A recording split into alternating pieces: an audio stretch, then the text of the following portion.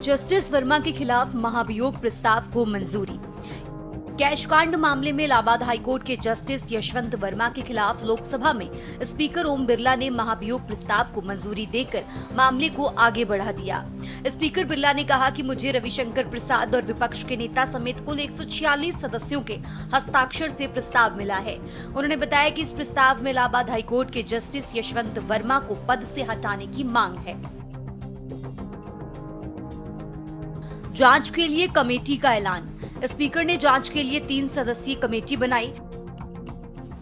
इसमें supreme court, high court के एक जज और कानूनविद शामिल।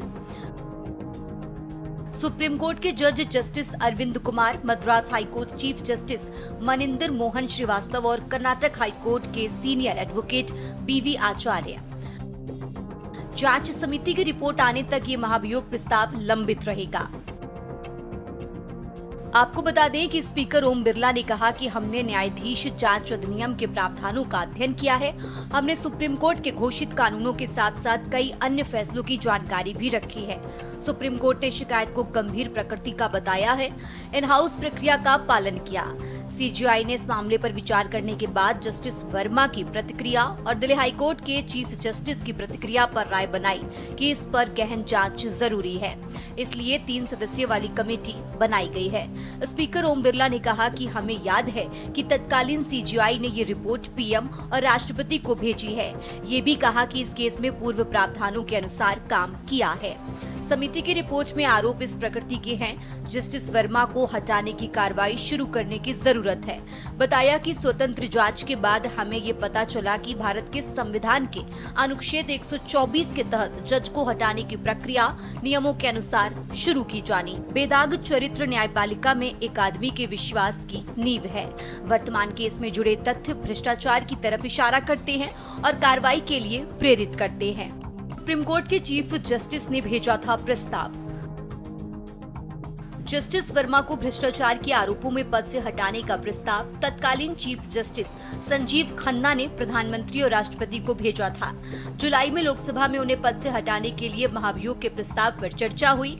वहीं भारत में आजादी के बाद से अभी तक किसी भी जज को महाभियोग के जरिए हटाया नहीं गया है। हालांकि महाभियोग प्रस्ताव करीब 6 बार लाया गया, लेकिन केवल 2 मामलों तक अभियोग पर सार्थक बहस हो सकी, लेकिन कोई भी जज हटाया नहीं गया। अब तक 6 बार लाया गया महाभियोग। जस्टिस वी रामास्वामी साल 1993। सुप्रीम कोर्ट के जज से जुड़े अनियमित व्यवहार पर महाभियोग प्रस्ताव लोकसभा में आया, लेकिन 2/3 समर्थन नहीं मिलने के कारण ये रद्द हो गया। जस्टिस सौमित्र सेन साल 2011। कोलकाता हाईकोर्ट के जज पर धन का गबन करने के आरोप लगे। राज्यसभा ने महाभियोग प्रस्ताव पास किया, लेकिन लोकसभा में बहस से पहले ही उन्होंने इस्तीफा दे दिया।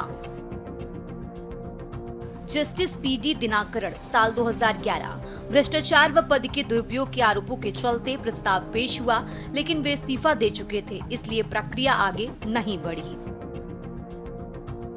जस्टिस जेबी पद्रीवाला साल 2015। आरक्षण पर विवादास्पद टिप्पणी के लिए महाभियोग प्रस्ताव लाया गया, लेकिन बाद में विवादात्मक टिप्पणी हटने पर यह रद्द हो गया। जस्टिस सीवी नागार्जुन रेड्डी साल 2017। दलित जज को टारगेट करने और वित्तीय गड़बड़ी के आरोप लगे, लेकिन सांसदों के समर्थन हट जाने पर प्रस्ताव रद्द हो गया। चीफ जस्टिस दीपक मिश्रा साल 2018। उपचारात्मक प्रक्रिया का उपयोग किए जाने और जस्टिस लोया मामले में अनियमितताओं के आरोपों पर महाभियोग प्रस्ताव की तैयारी हुई, लेकिन राज्यसभा अध्यक्ष ने इसे पहले ही फेज में खारिज कर दिया। आपको बता दें कि जस्टिस यशवंत वर्मा के घर से नोटों के जले ढेर मिले। करीब 100 दिन पूरे हो चुके हैं। बता दें कि 14 मार्च की रात करीब 11:30 बजे फायर ब्रिगेड को जस्टिस वर्मा के 30 तुगलक क्रिसेंट बंगले के स्टोर रूम में आग लगने की सूचना मिली। आग बुझाते हुए वो अधजले नोटों की गड्डियां दिखीं। अगले दिन नोट गायब भी हो गए। इस मामले में कई तरह के सवाल उठे थे। सुप्रीम कोर्ट ने जस्टिस यशवंत वर्मा की उस याचिका को खारिज कर दिया, जिसमें उन्होंने इन हाउस जांच रिपोर्ट को चुनौती दी थी। दरअसल सुप्रीम कोर्ट की जस्टिस दीपांकर दत्ता और जस्टिस एजी मसीह की बेंच ने कहा कि इन हाउस कमेटी का गठन और जांच प्रक्रिया में कोई गैर कानूनी पहलू नहीं पाया गया। कोर्ट ने साफ किया था कि कमेटी की कार्यवाही संविधान के दायरे में ही रही है। स्पेशल डेस्क के न्यूज इंडिया।